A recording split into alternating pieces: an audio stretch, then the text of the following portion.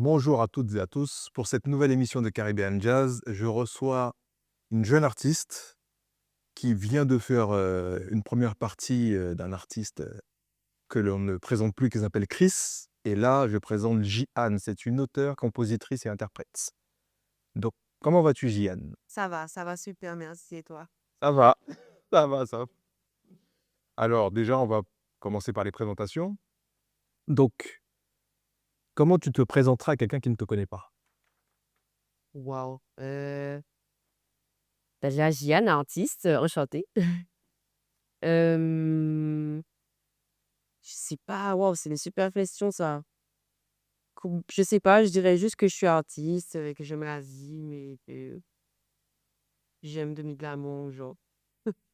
Alors, toi, tu as vécu dans une quand on parlait, tu me disais que tu avais grandi dans une famille où il y avait un musicien qui était ton Mon père. frère, ouais, Donc lui, il faisait du piano, c'est ça? c'est ça. C'est du piano et principalement et enfin, en tout cas, ça s'appelait Waterflow, c'était le jazz.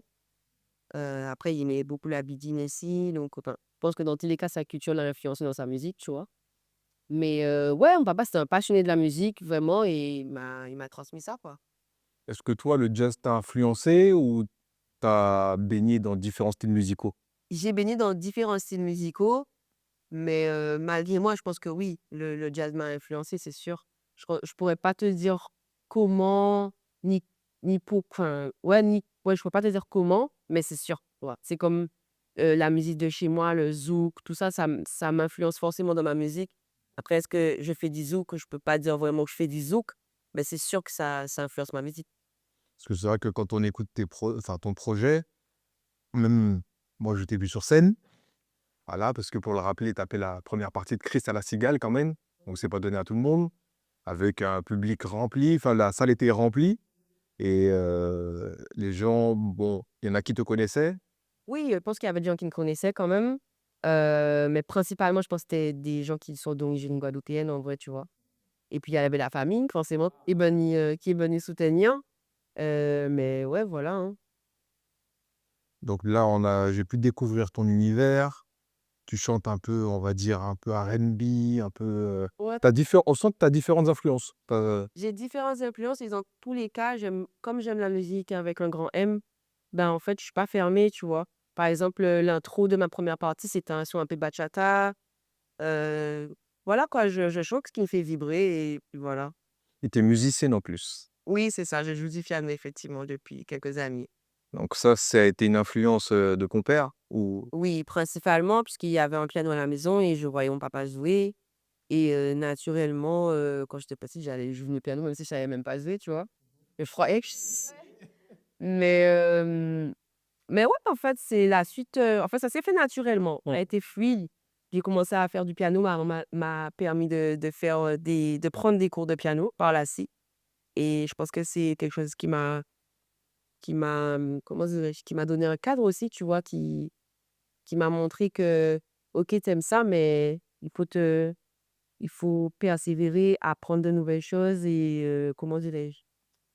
Se professionnaliser, je sais pas si c'est le bon terme, mais c'est plus, tu voulais te structurer, tu voilà, voulais en fait, je voulais vraiment maîtriser, voilà. Je voulais maîtriser et après ma maman voulait que je maîtrise et c'est un beau cadeau qu'elle m'a fait, de me payer des cours de piano et c'est des cours privés ou en conservatoire tu des cours privés que j'ai pris. ah et tu as appris le solfège ou Ouais, j'ai appris le solfège très tôt, chez Troupé.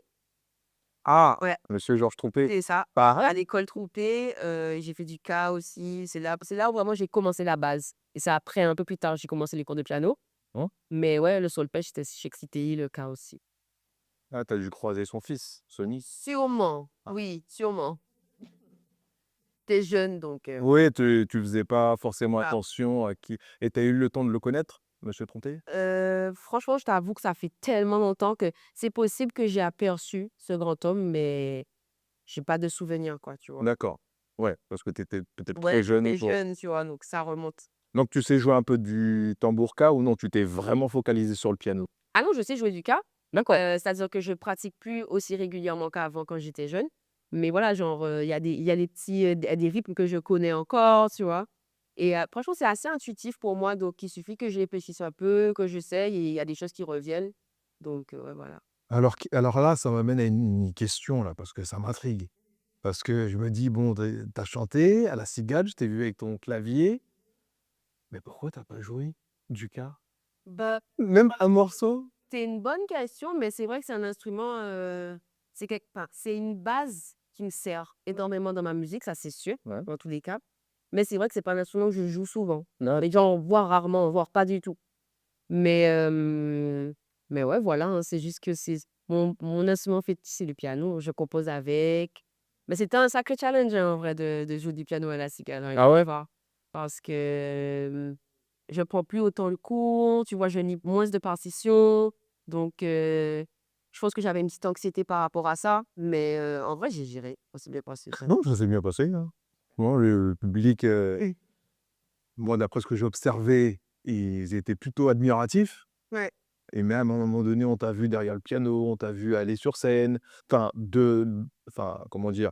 Aller vraiment devant la scène à la rencontre des publics, parler avec eux et je me suis dit: «Elle est à l'aise quand même», tu vois? J'ai dit Franchement, tu vois, c'est vraiment des choses qui me font sortir de ma zone de confort, en vrai. C'est j'ai jamais douté du fait que j'étais capable de faire ça.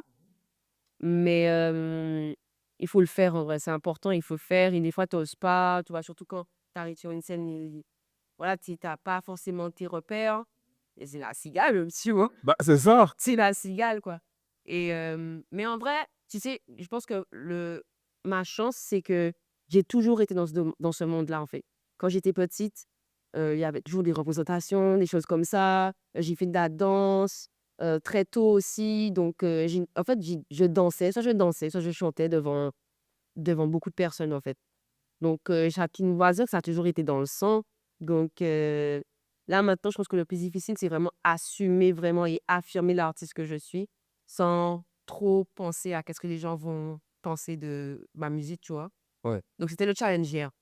Ouais, mais j'ai trouvé ça bien parce qu'on te sentait à l'aise, en fait, parce que tu as même demandé à ce que la lumière se fasse sur le public. Ouais, Tu as demandé ça à plusieurs reprises. ouais. Tu as dit: «Oui, je veux les voir, je veux voir les gens» et je me suis dit: «Waouh, c'est pas tous les artistes qui» enfin, Ouais. il y en a qui demandent, mais il y en a qui aiment bien rester, sans Ben, en fait, le problème, c'est que parce que du coup, j'ai déjà fait des scènes, tu vois, quand même, avec quand même, beaucoup de personnes et en fait, ça m'est arrivé souvent que je connecte pas du tout avec le public. D'accord. Et en fait, quand je sors de la scène, j'ai l'impression d'avoir réalisé la performance un peu comme une machine, tu vois? Et je pense que c'est important de connecter avec les gens qui t'écoutent, en fait, tout simplement et ça t'aide aussi à créer une connexion, à capter des regards, des choses et ça t'aide aussi, ça booste et je pense que c'est important. Ça te permet de t'ancrer dans le mouvement et donc c'est pour ça que je l'ai fait parce que je dis: «Je peux pas faire la cigale et genre pas connecter avec le moment», tu vois? C'est C'est ça. impossible. Faut que je m'en souvienne, en fait, de ça, donc ouais, voilà. Mais c'est à force de faire des scènes, en vrai, tu vois? C'est avec l'expérience et la cigale est tombée au bon moment. C'est ça, exactement et pour revenir à ton enfance, est-ce qu'il y a des souvenirs musicaux qui t'ont marqué? Oui, il y en a. Alors là, le premier auquel je pense, c'est, j'avais gagné, en fait, une clé d'or. En fait, j'avais participé à un concours de piano et j'avais gagné le premier prix, en fait. Et j'étais super contente, j'avais quoi, peut-être 9 ans, quelque chose comme ça. J'étais jeune et j'étais très fière de moi ce jour-là et ouais, c'est le premier qui m'est venu donc voilà. Et toi, à quel moment tu t'es dit, parce que tu as commencé tôt, à quel moment tu t'es dit: «Je veux me lancer vraiment dans la musique, être, professionnel»? Hem, et vraiment me produire régulièrement, travailler plus sérieusement, tu vois, sans que ça Ouais, soit un loisir? on va dire, bah, après le décès de mon père, on va d'accord, en 2020, donc à 5 ans du coup et ouais, après le décès de mon père, j'ai eu un déclic parce que du coup, c'était sa passion, c'était son rêve aussi la musique et disons qu'il y a des portes qui s'ouvrent pour moi qui ne se sont pas forcément ouvertes pour mon père, tu vois? Et je le fais pour moi, mais je le fais pour lui aussi, quoi. Là, tu le rends hommage. Ouais, c'est ça. Donc ouais, ça m'a donné la niaque, en fait. Je me suis dit: «J'ai plus mon daron». Bon, j'ai toujours des gens qui sont autour de moi et qui me donnent beaucoup d'amour, mais j'ai plus mon papa et j'ai rien à perdre, en fait. Je veux faire ce que je veux faire et c'est tout. Voilà. Non, mais t'as raison. Ouais, grave. Et ton tout premier single, parce que tu as sorti un single qui s'appelle «Enchanté». C'est ça. Est-ce que tu peux nous raconter la naissance de cette chanson? Alors, c'est une chanson que j'ai écrite durant l'été, c'était une petite amourette d'été, tu vois? Et en fait, ma sœur, du coup, mon manager, durant cette période-là, j'avais peut-être 16, 17 ans, quelque chose comme ça et en fait, bah, elle a toujours vu cette petite étincelle en moi, tu vois? Et elle me poussait à écrire. Et en fait, beh, je pense, par peur de plein de choses, j'ai jamais vraiment osé enfin, pendant un moment, j'osais pas aller au bout des choses, des projets, d'écrire des chansons entières et tout et en chanter, dis-toi, je l'ai écrit en 2 ans tellement, Ouais, tu as pris du temps, ouais, tu voilà. avais de la Et réflexion. du coup, voilà, en fait, j'ai écrit ce son-là, j'ai fini par le finir et il s'avère que la vie a fait que j'ai rencontré, l'équipe, Hakuna Music Company, en Guadeloupe et voilà, on a enregistré ça et c'est devenu mon équipe et voilà, Enchanté, sorti en plein covid d'ailleurs. Ah d'accord, OK. Ouais, Ouais. ouais, parce qu'on a enregistré le son juste avant qu'on rentre en confinement. Mmh. Donc ouais, voilà. Et est-ce que ça te ressemble toujours aujourd'hui? Hem, le texte peut-être Oui. moins, Ouais. mais au niveau des sonorités, ça reste une très belle chanson, je trouve. Enfin, je ça reste encore une chanson que je pourrais écouter, tu vois? Donc ouais, non, ouais, j'aime bien cette chanson. Mais justement avec, ma sœur, des fois, on dit, des fois quand on chantait, il passe dans la playlist, on est en mode: «Ah c'est vrai, c'est un bon petit son à chanter». Mais c'était la Jeanne de 16, 17 ans, quoi. D'accord. Oui, après, Oh, entre-temps, tu as eu l'autre c'est expérience, ça, un autre regard sur la vie. exactement. Donc c'est pour ça que je t'ai posé cette question. Oui, c'est ça et puis même aussi plus d'expérience maintenant aussi, je pense que j'écris différemment, il y a plein de choses qui ont changé, quoi. Mais c'est normal en vrai. Bah oui, Ouais. c'est la vie, c'est l'évolution aussi, hein. Exact. Et toi, tu dis que ton projet Mélodie, c'est à la fois un projet musical et un processus de guérison émotionnelle et spirituelle. Ouais, tout à fait. Ouais. Et Vas-y, moi. et quelles sont les émotions que tu as traversées en l'écrivant? Parce que La tristesse, la colère, l'injustice. Mais en fait, j'ai écrit ce projet-là sur des années, sur quelques années, mais il y a une majorité des chansons qui sont sur le projet que j'ai écrit, mais après avoir perdu mon père, en fait. d'accord. Après avoir perdu mon père et en fait, j'ai hérité de son piano, de son synthé et en fait, j'ai composé avec, en fait, tu vois? Et la tristesse parce que, beh, j'avais perdu mon père, la colère et l'injustice parce que je me dis: «Pourquoi moi, en fait? Pourquoi mon papa à moi, il est parti?» tu vois? Et et voilà et aussi parce que bon, je parle beaucoup d'amour aussi dans le projet, mais en fait, quand mon papa est parti, je me suis rendu compte aussi que j'avais, que cette absence de mon père que j'avais un peu dans ma vie, même avant qu'il se parte, Mmh. je le cherchais un peu dans mes relations avec les hommes, en fait, tu vois? Ça m'a fait beaucoup me remettre en question dans mes relations, ça et donc c'est pour ça qu'effectivement, ça a été une grosse thérapie, en fait. Faut se poser des questions, ça a amené des réflexions. Donc ouais, le projet, c'est un peu ça, ouais. C'est un peu une phase de réflexion, de remise en question pour essayer d'aller de l'avant, en fait, au final, hein. Oui, c'est-à-dire essayer de faire ton deuil à ta manière, en fait. C'est pour ça, enfin, j'allais en plus, tu as devancé ma question parce que j'allais te dire que quand tu non, mais quand tu m'as dit, par rapport à tout ce que tu as traversé, les émotions, la colère et cetera, la tristesse, c'est lié, Ouais, à la perte de ton père. c'est ça, Donc ce qui est compréhensible. totalement. Et comment tu as construit, l'équilibre entre les différentes influences qu'on entend dans Mélodie? C'est-à-dire que ça soit du R&B, de la soul, du blues, des sonorités caribéennes, enfin tout ce mélange-là? Ben, en vrai, ça s'est fait de façon tellement authentique. Enfin, je veux dire, ça a pas été forcément réfléchi, tu vois? Mmh. J'ai travaillé avec des gens avec qui ça c'était fluide, on arrive à se comprendre. Et parce qu'il y a aussi il y a aussi la patte des beatmakers, tu vois, sur le projet. Donc du coup, il y a plusieurs influences. En vrai, il y a mon influence, mais il y a l'influence des gens aussi avec qui Ouais. j'ai travaillé. Et voilà, en vrai, je sais pas, j'ai tellement fait les sons avec mon cœur que c'est après, si tu veux, qu'on a mis des noms sur: «OK, ça, c'est plutôt R&B, ça, c'est plutôt soul, ça, c'est plutôt, blues, tu vois, ça, c'est plutôt pop». Genre, ça s'est fait après, quoi, mais Ouais, c'est par rapport aux instrus que tu as reçus? ouais, même pas, parce Non, même pas? Ah en d'accord. fait, il y a des sons, oui, c'est avec des prods que j'ai reçus. Par exemple, «7e ciel», c'est une prod, que j'ai reçue.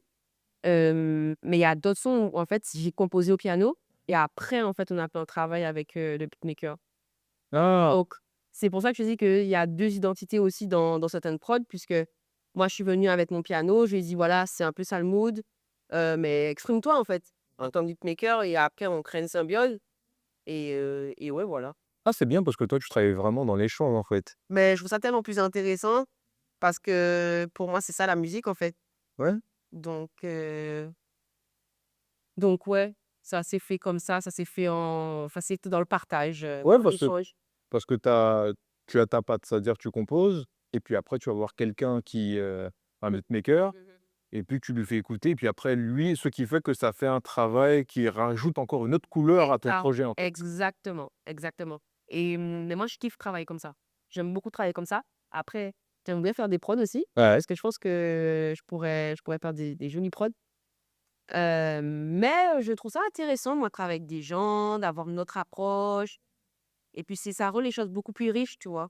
Bah, c'est ça que c'est ce que je enfin, je pensais à ça. C'est-à-dire que je me suis dit: «Ça peut emmener la chanson» par exemple, tu avais une base et le fait que lui ou elle, parce que je ne sais pas quels sont les compositeurs ou compositrices, On peut dire: «Elle, c'est bien comme ça, les filles». Si, en fait, oui. qu'elle a composé la musique et ben, ça amène ta chanson vers un autre univers, en fait et toi, du coup, qui étais parti sur une idée de base Mmh, et ben, cette idée de base, après, ça l'emmène encore plus loin, en fait et des fois, c'est ce qui crée aussi, ouais. des choses inattendues. J'aime les surprises. Ouais. J'aime les surprises, donc ouais, c'est avec plaisir. Moi, j'aime beaucoup travailler avec les gens, de toute façon. Mmh. Mais en écoutant le projet, parce que je l'ai écouté, parce que je voulais voir quel était ton univers, je voulais voir la voix que tu avais et c'est vrai que quand j'ai écouté, le premier truc qui m'est venu, quand j'ai entendu ta voix, j'ai dit: «Ah ouais, là, j'aime bien la voix. Bien la voix, j'aime bien» parce que des fois, tu vas dans des aigus, tu fais des variations et cetera. Donc j'aime bien aussi et puis les termes que tu évoques sont différents. D'ailleurs, il y a une chanson là qui m'a interpellé qui s'appelle «Imparfaite». Ouais, c'est le premier son du projet, C'est le selon. premier son, ouais. Mmh. Cette chanson-là, je l'ai composée au piano, justement Ah, et après, Mister Frank, il a arrangé aussi, par avec sa patte, en fait et son ouais. piano, hein, tout simplement. Mais en fait, c'est une chanson que j'ai écrite parce que je m'en voulais pour beaucoup de choses. Hein? Hem, enfin, j'avais l'impression d'avoir fait des choses que je regrettais, tu vois? Et j'arrivais pas, comment dire? Je pense que c'était pour me pardonner, en fait, cette chanson-là. Ouais, tu Mmh. pensais que tu avais fait du mal à certaines personnes? Ouais, en fait, Ou pas peut-être pas forcément volontairement, mais il y avait des actes que j'ai regrettés, des choses comme ça, où juste, je me dis j'étais en mode, dans tous les cas, franchement les gars, même si vous essayez, je serai jamais parfaite, peut-être selon vous, tu vois? Et ça me faisait un peu de mal parce que je pense que j'avais beaucoup de tendance à avoir peur de décevoir, tu sais, la validation chez les autres, Ah heu, ouais, ouais. tu vois? Et puis j'étais un peu plus jeune aussi, donc je me cherchais un peu est-ce aussi. que c'était pas un petit manque de ouais, de Oui, confiance ou de je pense, surtout qu'en plus je venais de perdre mon papa, ouais, j'étais dans un 9 m² à Rouen, des études qui me plaisent pas, enfin voilà. ouais, donc tout ça, c'est dans un bad mood? Tout est dedans, tu vois? Ah donc ouais, tout se rejoint en fait. C'est ça, c'est ça. Mais c'est un peu un ras-le-bol en même temps, cette chanson aussi.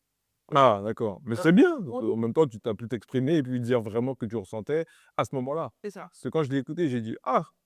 Ah ouais, quand même, hein».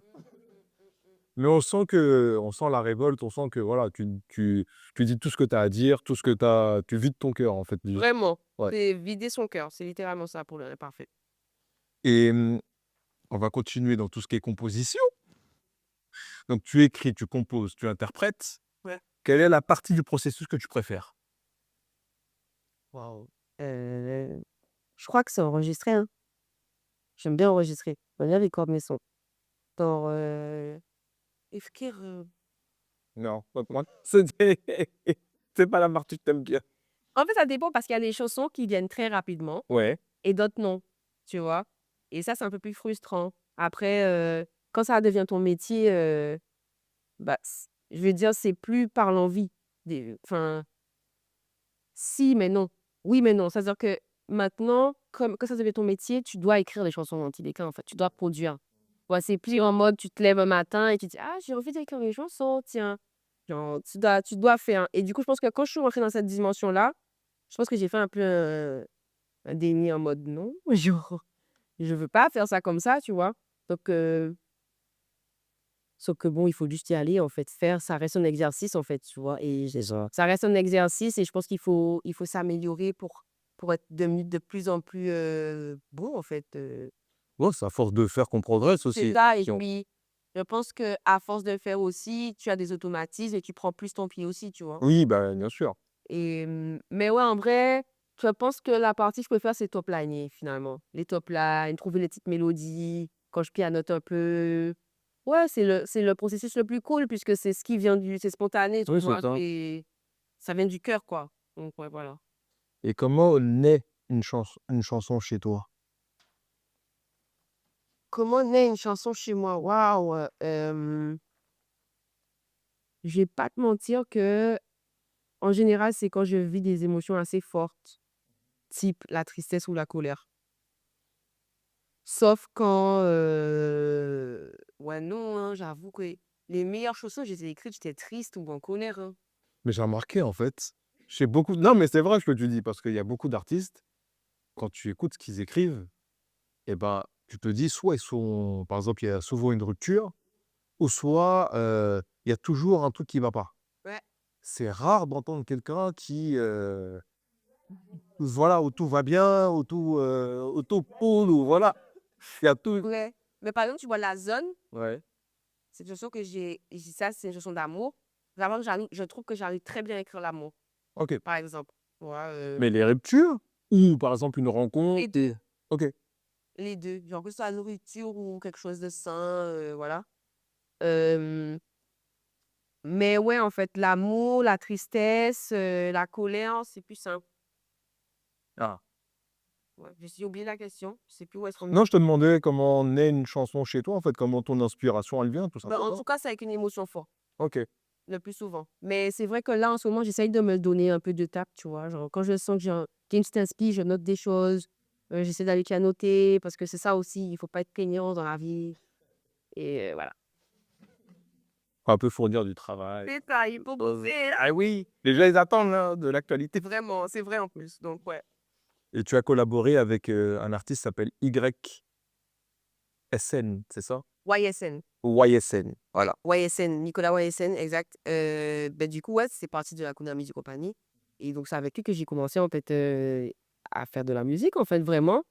C'est lui qui m'accompagnait sur la majorité de mes prods et c'est lui aussi qui a fait la prod de God Bless. Ah! D'accord, OK. Voilà, Ah donc bah, très bien. ouais, ouais, ouais et ouais, très bon artiste. Il est Et vraiment chaud et talentueux. et qu'est-ce que ça t'a apporté, cette collaboration? Hem, ça m'a apporté, comment dirais-je? Du confort, je vais pas mentir, parce que c'est quelqu'un qui était dans mon entourage, déjà, premièrement et ben, moi, comme je composais au piano et que je savais pas faire des prods, tu vois? Il m'a apporté, ben, justement sa vision et sa couleur sur le projet ou comme je disais plus tôt, en fait, ça apporte une richesse, en fait. Donc ça ouvre des portes, ça donc tu des ça, on va dire que ça allume d'autres neurones dans ton cerveau, tu vois? Certaines ouvertures d'esprit. C'est ça, voilà, exactement et mais ouais, voilà. la richesse, ouais, de la richesse, du chant. Et ce qu'on a parlé de collaboration, est-ce que, enfin, quelles ont été tes influences? C'est-à-dire, Artiste, tu veux dire? oui, artistiques, que ça soit homme ou femme. Alors, ma plus grosse influence, c'est Rihanna, euh, parce que je considère que j'ai grandi avec elle. Euh, mais en tout cas, pendant que j'ai écrit le projet, par exemple, c'est beaucoup Rosalia, euh, César. Il y a quelqu'un qui s'appelle James Blake ici. Mmh. Euh, mais en tout cas, là, en vrai, mes influences, c'est très pop, soit R&B, soit soul. Ça peut être aussi plus rock, alternatif. Ça peut être voilà. En fait, dès que j'écoute un son et que ça me transmet quelque chose, ça me transmet une énergie, un truc, je suis en mode, ouais, putain, comment il appelle ça? Genre, j'écoute et je suis en mode, mais moi, je devrais m'inspirer, voir qu'est-ce que je peux faire avec ça, tu vois? En fait, je suis curieuse. OK. Je suis curieuse, donc rien peut m'inspirer, en fait. Donc, en vrai, quand tu me dis quelles sont ces influences, tout est les bons de quoi? Et tu aimerais collaborer avec qui? Ton rêve, ton voilà, tu te dis: «J'aimerais collaborer avec cette personne-là». En premier, je dirais Ray. C'est une artiste anglaise. C'est écrit R-A-Y-E. Et Rihanna, la base. La base, la base. La base. J'aimerais bien écrire des sons pour Rihanna. Ah. Ouais. Mais ouais, je pense que c'est R-R. C'est, voilà. Ray et Rihanna. Le top. Voilà. Et tu avais fait une scène, quand tu parce qu'on parlait de scène tout à l'heure, on a parlé de La Cigale, mais avant La Cigale, tu as quand même fait d'autres scènes. Oui. Tu as fait des scènes à Petit-Bourg aussi? Oui, j'ai fait des scènes à Petit-Bourg. J'ai fait des scènes au Gouju. Un peu partout en Guadeloupe, en vrai. J'ai fait la première partie de Matthew White au Palais des Sports. D'accord. On a fait, juste avant que je parte, il y avait le Stepford Live, donc organisé par Tepat Production. Du coup, c'est une scène qui regroupe des jeunes artistes, en fait, et qui permettent à ces artistes de performer en live avec des musiciens et tout, et d'avoir un public. Et donc, du coup, c'était là avant que je parte, j'oublie la date, je t'avoue. Mais non, je fais souvent les scènes quand même, hein. Ça va, ça se passe. Et qu'en Guadeloupe? Ou, Oui, principalement en Guadeloupe, donc c'est pour ça que tu fâché avec la Martinique? mais c'est à la Martinique de m'inviter. Ah, qui a des concitoyens de m'inviter, de me dire de venir chanter. Mais ouais, non, c'était ma première scène à Paris, là, c'est Dial. Ah, Donc voilà.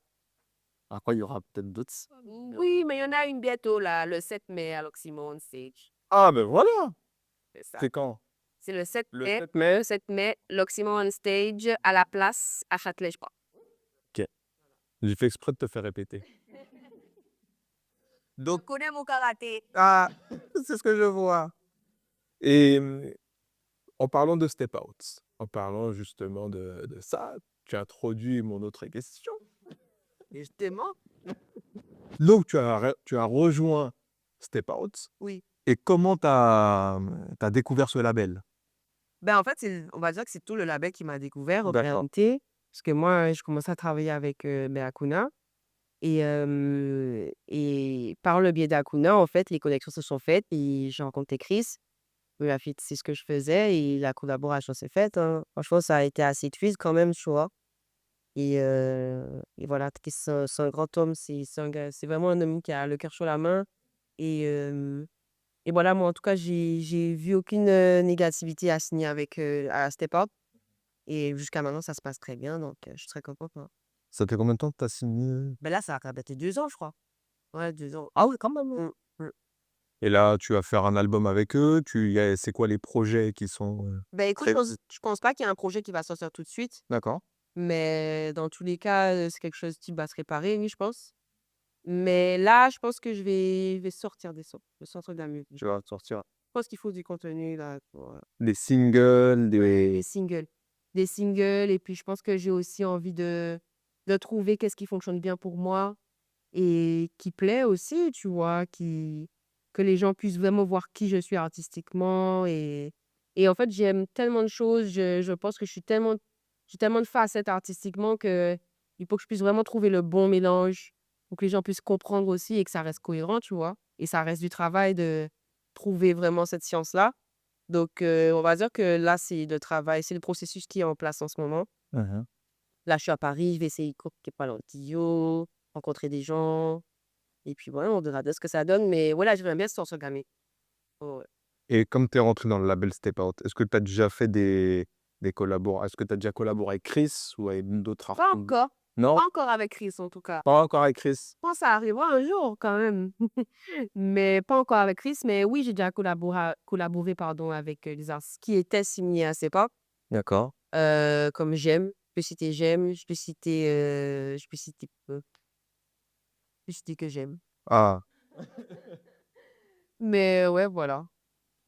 alors quels sont tes projets pour la suite? Waouh,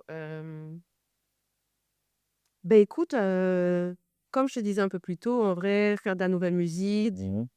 hem, montrer ce que j'ai vraiment envie de montrer aux gens et faire sortir des visuels aussi. J'aime beaucoup les clips, j'aime beaucoup travailler les clips. Tu vois? Genre, je fais vraiment des mood boards pour mes clips et tout et c'est vrai que la musique, c'est important, mais je trouve que les clips aussi, c'est des visuels aussi, c'est super important et je sais que moi, je prends la musique vraiment comme une mission dans ma vie et si je peux transmettre des messages dans mes clips, dans mes chansons et que ça peut amener des réflexions et ce serait trop bien, en fait. Donc ouais, ce serait ça, vraiment peaufiner ma vision, quoi. C'est ça le projet à venir, peaufiner ma vision pour que ça puisse s'exporter. Explorer d'autres univers? Voilà. Aussi, oui, forcément. Mais parfois, je suis tellement ouverte à plein de choses que Ouais, tu es pas fermé. et ça, tu vois, genre, il y a même un artiste country là, il me check si il veut. Ah, pas de souci. On voit ce qu'on fait! Et sur quel parce que là, on arrive au terme de l'interview, heu, on pourrait te suivre sur quel réseau? Par exemple, quelqu'un dit: «Bon, bah, j'ai envie de suivre, Jian, j'ai envie de savoir, connaître son actualité, où elle va se produire». Par quelle raison on peut te suivre? Bah, principalement Instagram, Oui. c'est là où il y a, la plupart de l'actualité. Sur Instagram, c'est Jiane sur la mélodie. Donc mon prénom, c'est Jihane, je précise. Et ensuite Snapchat, pourquoi pas. Snapchat, c'est JGIH sur la mélodie. Et TikTok aussi. Essaye de me mettre à TikTok, mais bon, c'est un peu compliqué com Léger? ben, en fait, je sais pas, je pense que c'est mental, juste moi qui fais un blocage avec TikTok, mais en vrai, il y a R. Mais ouais et TikTok, c'est Cake au miel, je crois, si je me trompe pas. Ouais, je vérifie, mais je crois que c'est ça. Oui, c'est ça, voilà. Donc c'est cake au miel, genre cake comme le cake, gâteau en anglais, O-A-U, miel. Voilà. Et quel serait ton message pour, les personnes qui vont regarder cette interview? Bah, n'hésitez pas à aller, découvrir mon univers, soyez curieux et soyez curieux en général. C'est ce que je dirais, n'hésitez pas à découvrir de nouveaux artistes, à écouter ce qu'ils font et à leur donner la force, ça me plaît et voilà. Restez dans l'amour, la bienveillance avec, votre prochain. Bisous.